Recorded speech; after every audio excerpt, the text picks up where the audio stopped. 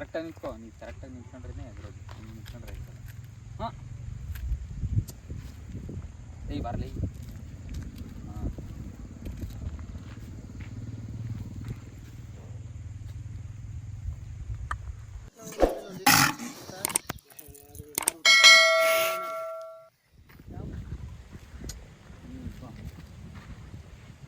ಅಣ್ಣ ನಮಸ್ಕಾರ, ನಮ್ಮ ಹೆಸರು ಪುನೀತ್ ಅಂತ.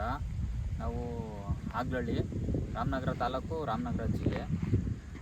ಈ ಓರಿ ಹೆಸರು ಬಂದು ಚಕ್ರವರ್ತಿ ಅಂತ. ಇದು ಬಸ್ತಿ ಬಲರಾಮ ಐತಲ್ಲ ಅದ್ರ ಮಗ ಇದು. ಇದನ್ನು ನಾವು ಬ್ರೀಡಿಂಗ್ ಪರ್ಪಸ್ಗೆ ಮಾಡಿಕೊಂಡಿದ್ದೀವಿ. ಇನ್ನೂ ಅಲ್ಲಾಗಿಲ್ಲ, ಇನ್ನೂ ಹಾಲಲ್ಲು.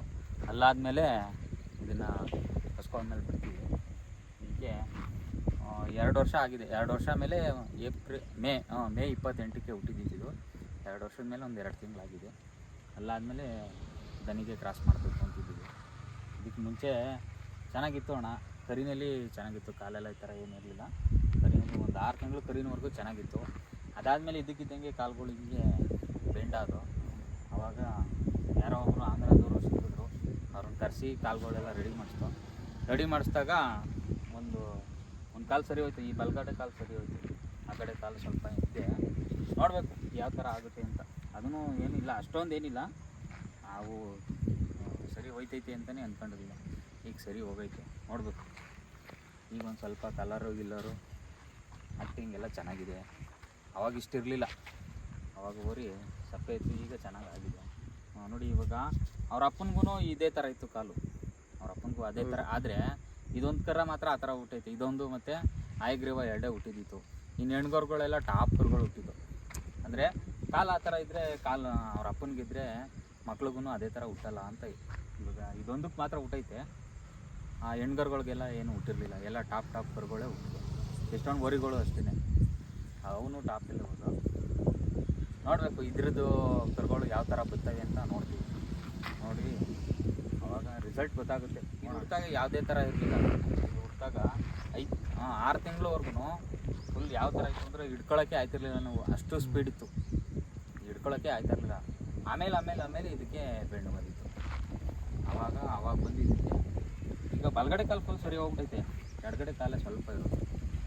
ಅದು 75% ಎಲ್ಲ ಸರಿ ಹೋಗೈತೆ, ಸ್ವಲ್ಪ ಐತೆ. ನೋಡಬೇಕು ಸರಿ ಹೋಯ್ತೈತೆ ಅಂತ ಹೇಳವ್ರೆ, ಟ್ರೀಟ್ಮೆಂಟ್ ಮಾಡಿದರು. ನೋಡೋಣ ಅಲ್ಲಾದ್ಮೇಲೆ ಸರಿ ಹೋಯ್ತೈತೆ ಅಂತ. ಇವಾಗ ಅಣ್ಣ ಇದ್ರ ಬ್ಲಡ್ ಲೈನ್ ಮಾಮೂಲಿ ಬಸ್ತಿ ಬ್ಲಡ್ ಲೈನು ಆಯಗ್ರೀವ, ಅದ್ರ ಕಾಲುಗಳೂ ಹಿಂಗೆ ಆಗ್ಬಿಟ್ಟಿತ್ತು. ಎಷ್ಟೊಂದು ಜನ ನಮ್ಮ ಫ್ರೆಂಡ್ಸು ಓರಿ ಕೊಡ್ಸ್ಕೊಂಬಂದಾಗ ಎಷ್ಟೊಂದು ಜನ ಬೈದವ್ರಿ, ಎಂತ ಕೊಡಿಸ್ತೆ ಅದಕ್ಕೆ ಓರಿನ, ಕಾಲೆಲ್ಲ ತಿರ್ಕೊಂಬಿಟ್ಟೈತೆ ಅಂತ. ಆದರೆ ಕರುಗಳು ಟಾಪ್ ಕರುಗಳು ಉಂಟು. ಅದಕ್ಕೆ ಹೆಣ್ಗರುಗಳು ನಾನು ನೋಡಿರೋ ಪ್ರಕಾರ ಒಂದು 10 ಹೆಣ್ಗರ ನೋಡಿದ್ದೀನಿ. ಅದ್ರದ್ದು ಟಾಪ್ ಆಗಿಬಿಟ್ಟಿದೆ. ನೋಡೋಣ, ಇದೇ ಬ್ಲಡ್ ಲೈನ್ ಅಲ್ವಾ. ಇವ್ರ ಅಪ್ಪ ಬರೀ ಹೆಣ್ಗರಿನಲ್ಲಿ ಫೇಮಸ್ಸು.